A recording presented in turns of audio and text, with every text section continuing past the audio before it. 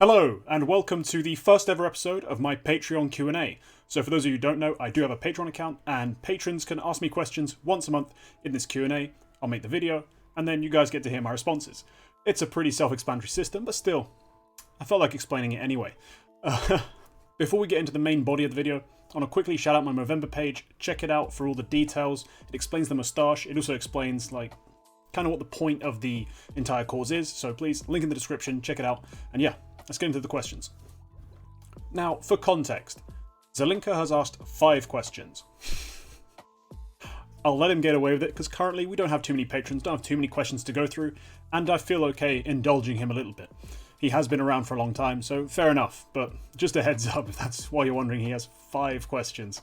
I'm going to try and split them up as well across the episode rather than doing them all at once, just so that there's a bit more variance. First question is going to be Zelinka's first question, which is, name the 2 major finalists. And yes, this is being recorded not before the quarterfinals, but I've written my answers down before the quarterfinals. Yeah, that's kind of the issue. So I put down firstly Na'Vi.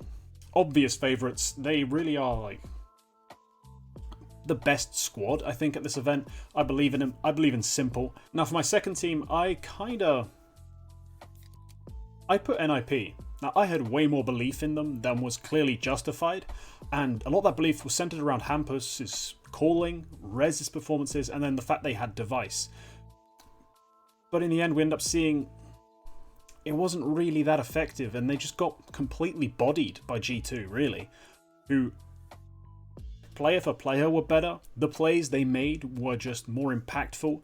I think part of that is the players that actually perform them, and part of that is, well, they don't have just one playmaker. You know, there's just not just one player who's being proactive or who can be proactive. You know, it's Hunter and it's Nico. On NIP's side, it just looks really flat because it's basically just Hampus. And, you know, Device gets AWP picks. Sure, he's historically good at that. But he doesn't get the same sort of allowance for that in the NIP system, which is a little looser and a little more Hampus based. And that turned out wasn't good enough against a team who can actually smash your head off at every single turn. Just players who are just straight up better than Hampus. At this point, Gambit Furia is literally happening, and I'm doing this instead. So I'm just going to put out a second finalist from the other bracket because it's Heroic G2 in the semi. I'm feeling G2.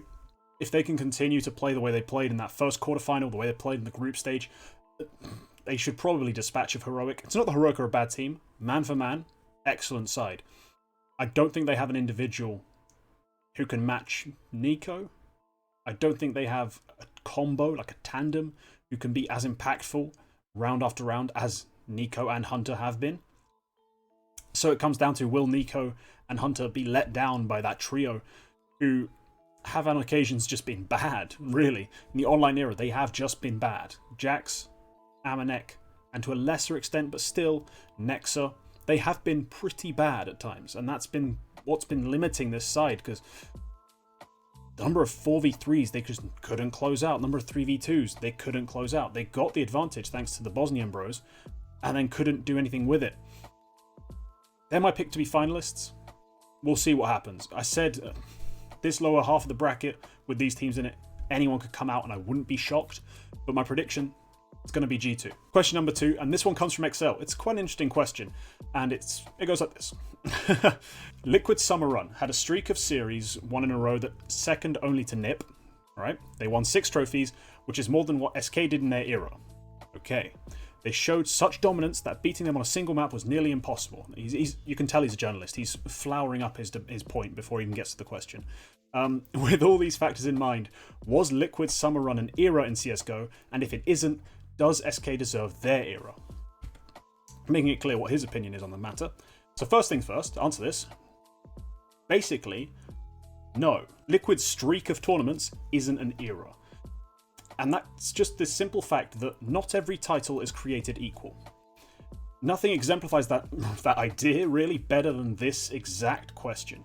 Liquid were unbeatable. They tore through literally everyone. I remember that time. It was the emergence of a juggernaut. They were, you know, what complexity, what Cloud9 wished they would be. That Liquid side was monstrous. But they didn't win the major. Not only that, they finished, like, what, 5th to 8th? So it's not an era. We don't define like the legacy of Counter-Strike, the history of our events by Blast Pro Series Lisbon. That's just not what is going to be remembered for years and years to come, and that's what eras are. The majors are these sort of landmarks that define the period of time. That's kind of what makes the major so important for an era.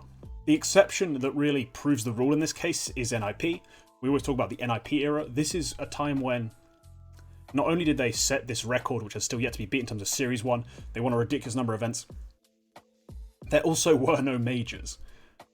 And by the time there were majors, their streak had already ended. Their era was not over, per se. They were still the best team by many people's standards. But they had done so much that you couldn't deny that period as an era. All of this is to say that basically Liquid, their failure to win the major at the end of their 6 tournament run just voids the idea of them having an era. They'll go down as one of the best teams ever assembled, but not one of the greatest. Next up, we've got another question from Adam, from Mr. Zelinka. And this one's got a lot of setup as well. So the Vitality LoL roster is now basically a super team. They bought the best European mid laner Perks from C9, one of the best top laners in Alfari from Liquid, and Kazi from Mad Lions, the LEC winners. LEC is like the European Championship League. They've got some silly league system, like region by region. It's a mess. I hate League. This shows they have a lot of money. So if you could, what are the roster changes you would make to Vitality CSGO roster with unlimited budget and no national restrictions? Okay. Immediately, I have to put restrictions on this, otherwise it becomes just basically me putting my 5 favourite players together, which seems incredibly pointless. So, I limit myself to 3 changes so that the end result still somewhat resembles Vitality. 2 players and the coach still left. Spoiler, I'm not changing the coach. I'm also going to not going to factor in language, just to make it, more interesting for the international aspect, but I will factor in some aspects of personalities. With that being said, first off, I'm cutting shocks. The amount of liberties he gets to take is disproportionate to the actual impact he finds with all of that freedom he's been allowed. In his place, I actually want BlameF. Yep, if you're going to have someone lurking about, taking the fights they want to take, trying to close out rounds, might as well get the guy who does it at a far higher level, and that's what BlameF does. People might be annoyed with that, but if you look at BlameF in 2019, he was incredibly clutch, incredibly impactful, and before his team fell apart, he's essentially what Shocks used to be. Next, it's time to say goodbye to Kyojin. I'm sure everyone weeps and mourns at that loss, considering everyone's been calling for him to be cut since he joined. In his place, I'm taking Perfecto. Essentially, if you want a guy to play not lurking, but passive, anchoring roles, who's going to be left to clutch a lot of the time, left to be alone versus 3 players on a single bomb site, that kind of player. The best in the world right now is Perfecto. Why settle for anything less? Now finally, I want to cut Masuta. It's not that I don't believe in Masuta, but I believe in a super team winning now. So I'm keeping what's working now and not what will work in a year's time or what will work in 6 months' time even. Masuta is okay, but he's not superb, which is what I want from this position, and that means I'm leaving Apex with the squad. He's still going to be the one calling. But in Masuta's roles, I was considering Nico, then I remembered, whilst he is a G, he is also a cunt. And I thought, there's enough of that, it's a French team, so instead, I'm going to take Yuri. Now, Yuri isn't usually... Well, this is weird, because I was about to say he's not usually considered the biggest attraction on Furia, even though he did end up higher in the top 20 rankings than Keisarato. But the logic is more that I think he's more aggressive than Keisarato, which is kind of what you want from the Masuta role. Is someone slightly more aggressive, not another passive player. A player who can be versatile, who can shut down bomb sites with, alongside another teammate. A player who can make plays on the T side. That's Yuri. So that's the squad I end up with. I've got Apex and Zywoo still left. So, one of the best AWPers on the planet. Like one of the best 2, maybe 3. Apex, who has been surprisingly impactful with the playmaking, at least recently, and also has been, molded to call for this coach. You might say there's better IGLs out there, but as a coach, caller, combo, they're doing a good enough job that I don't want to change it, I don't want to mess with it. And then, I'm bringing in BlameF, Perfecto, and Yuri. And I think this team would absolutely fuck on people. Next question. So this from Laggoon 5. Who would be your dream guest if you hosted a CSGO podcast or show? And this was an easy question to answer, which is kind of what made it kind of difficult to then go and change my answer. So as someone who was a guest on Thorin's show, one of Thorin's shows, I've realised he's bloody good at it. He is bloody good at doing these sorts of talking shows, and he would be the perfect guest for literally any topic, essentially, that he is vaguely interested in. So, why am I not going to pick Thorin? Well, 2 reasons. 1, it's too easy.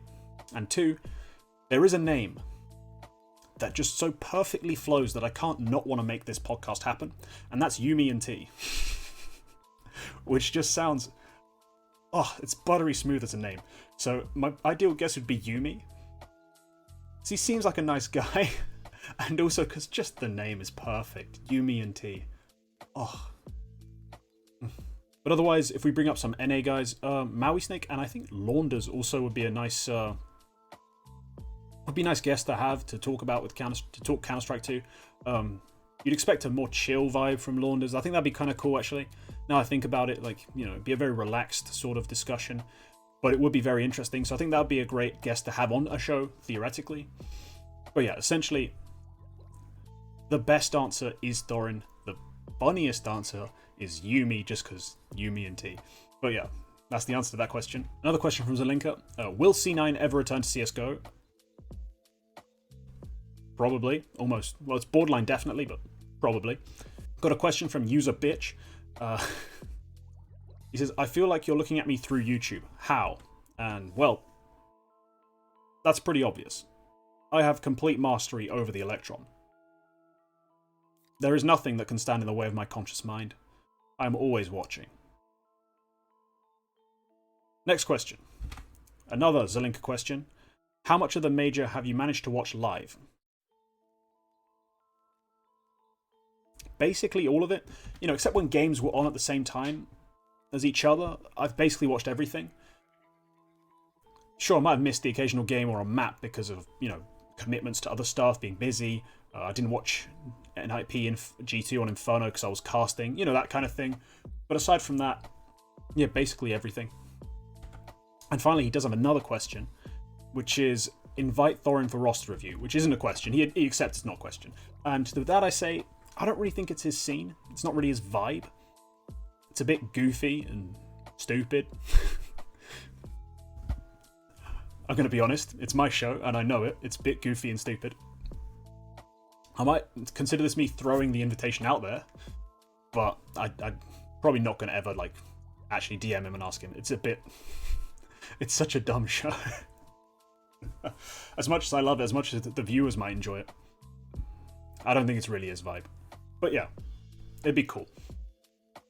Alright, that's it for the episode. Yeah, if you want to join the Patreon to ask questions in the next one, links in the description, of course. But yeah, follow me on Twitter, follow me on Twitch, do all the good stuff. Like and subscribe. Comment whose question was the dumbest. Do stuff. I don't care. That's all for this one. Goodbye.